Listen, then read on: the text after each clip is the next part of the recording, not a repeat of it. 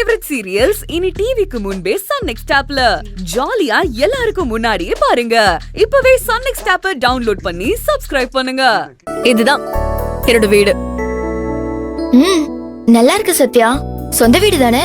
இப்போதைக்கு இல்ல, கூடி சீக்கிரமே சொந்த வீடு வாங்கணும். ஓகே, வா நான் உனக்கு இன்ட்ரோடியூஸ் பண்றேன்.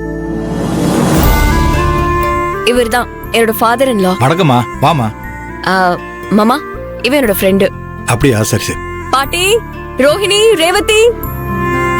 என்ன சத்யா? இவங்கதான் இந்த வீட்டோட பெரியவங்க, என் ஹஸ்பண்டோட பாட்டி. எனக்கும் தான். அவங்க ரெண்டு பேரும் என் ஹஸ்பண்டோட சிஸ்டர்ஸ். வணக்கம்மா. ஏங்க ஏங்க வர வாங்க. சொல்லு சத்யா. என்னோட ஃப்ரெண்டு வந்திருக்காங்க. ரேணு, என்னோட ஹஸ்பண்ட் கார்த்திக். வணக்கங்க. நான் வந்து சத்யாவுக்கு அம்மா. ஆமா மாதிரி. கார்த்திகோட அத்தை நானு. சொல்லு.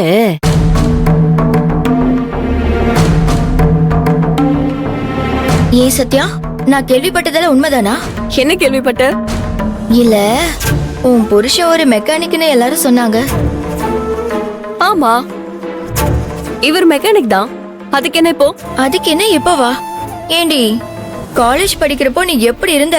உன்னோட ரேஞ்ச் என்ன, அழகு என்ன, அந்தஸ்து என்ன? போயும் போயும் ஒரு மெக்கானிக்க கல்யாணம் பண்ணிருக்க. உனக்கு என்னடி ஆச்சு? உன் ஸ்டேட்டஸ்க்கு ஏத்த மாதிரி ஒரு பணக்கார பையன் கிடைக்கவே இல்லையா என்ன?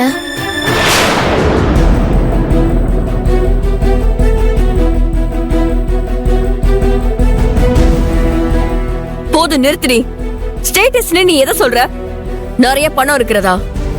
என்ன பொறுத்த வரைக்கும் அது ஸ்டேட்டஸ் கிடையாது. நல்ல மனசு இருக்கிறது தான் ஸ்டேட்டஸ். அது என்னோட ஹஸ்பண்டுக்கு நிறையவே இருக்கு. கம் ஆன் சத்யா, நீ சொல்றதெல்லாம் வேணா கேக்குறதுக்கு நல்லா இருக்கலாம், வாழ்றதுக்கு நல்லா இருக்காது. ஏய், நான் நல்லா தான் வாழ்ந்துகிட்டு இருக்கேன். எனக்கு அவர் எந்த குறையும் வைக்கல. என்ன ராணி மாதிரி அவரோட உள்ளங்கையில வச்சு தாங்குன்னு தாங்கிக்கிட்டு இருக்காரு.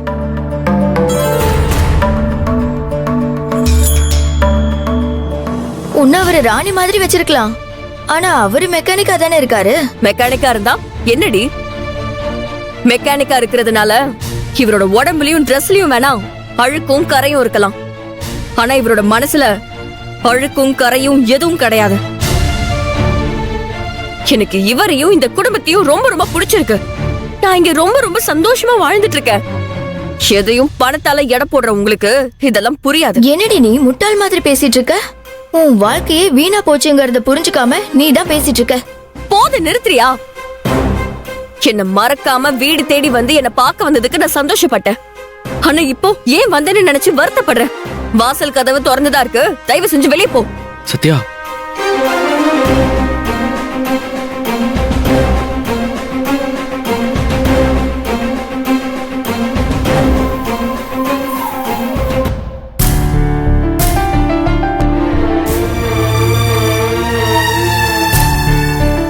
என்னங்க, அவ கிடக்குறா. அவ பேசுறதெல்லாம் நீங்க எதுவும் மனசுல வச்சுக்காதீங்க. இல்ல சத்யா, என்னதான் இருந்தாலும் நீ உன் ஃப்ரெண்டு கிட்ட இவ்வளவு கோவப்பட்டிருக்க கூடாது. அவங்க ஒன்னும் பொய் சொல்லல, உண்மையை தானே சொன்னாங்க. என்னங்க நீங்க இப்படி சொல்றீங்க? அவ என்ன உண்மையை சொன்னா? பொல்லாத உண்மை. அவளுக்கு உங்களை பத்தி என்னங்க தெரியும்?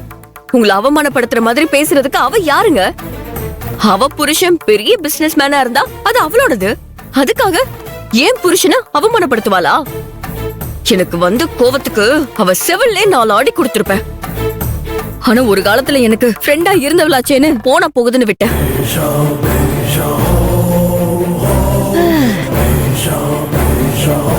இப்ப நான் சொல்றத தெளிவா கேட்டுக்கோங்க. உங்களை யாரு கேவலப்படுத்தினாலும் என்னால தாங்கிக்க முடியாது. விடு சத்யா, பரவாயில்ல. இந்த அவமானம் எல்லாம் எனக்கு ஒண்ணு புதுசு இல்ல. மெக்கானிக் தானேங்கிற வார்த்தைய நான் சர்வசாதாரணமா எல்லா இடத்துலயும் கேட்டு அவமானப்பட்டு நின்னுட்டு தான் இருக்கேன். விட்டு தள்ளு. இல்லங்க, இல்ல, என்னால அப்படிலாம் விட முடியாது. நீங்க இதுக்கப்புறம் யாரு முன்னாடியும் அவமானப்பட்டு நிக்க கூடாது. உங்களை யாரும் கேவலமா நினைக்கிற நிலைமையில நீங்க இருக்க கூடாது. யாரையும் எந்த குத்தமும் சொல்லி பிரயோஜனம் இல்ல. நான் தான் இதெல்லாம் கவனிச்சு சரி பண்ணிருக்கணும். சரி பண்ணிருக்கணும்னா எனக்கு புரியல. நீங்க நம்ம கல்யாணத்துக்கு முன்னாடி வரைக்கும் மெக்கானிக்கா இருந்ததுல எந்த தப்பும் இல்ல. ஆனா நம்ம கல்யாணத்துக்கு அப்புறமும் உங்களை இப்படியே மெக்கானிக்கா இருக்க வைக்கிறது என்னோட தப்பு தான். இனிமே யாரும் உங்களை எதுவும் சொல்லாத மாதிரி உங்க வாழ்க்கைய நான் மாத்தி காட்டுறேன். நானே உங்களுக்கு ஒரு ஆட்டோமொபைல் கடை வச்சு தரேன்.